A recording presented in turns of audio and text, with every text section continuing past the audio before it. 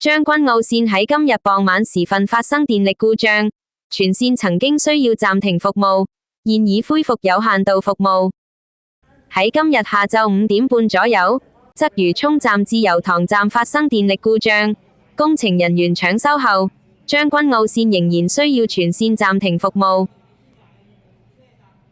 北角站3號月台有乘客等待列車恢復行走，亦有乘客向職員查詢事件。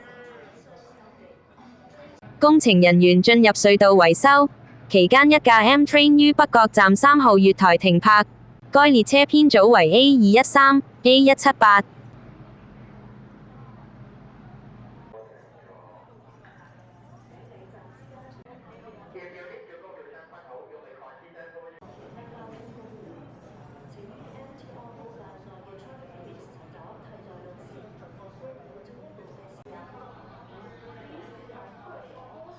有職員喺月台外維持秩序及解答問題，並封鎖有關月台。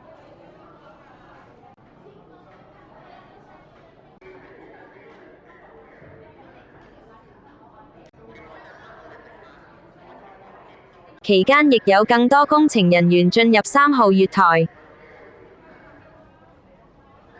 月台外有扶手電梯停止運作，將軍澳線落客月台停泊了一架 K Train。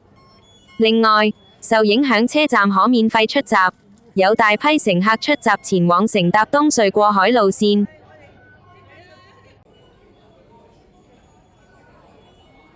現時將軍澳線恢復有限度服務，調景嶺來往寶林6分鐘一班，調景嶺來往康城10分鐘一班，北角來往調景嶺仍然暫停服務。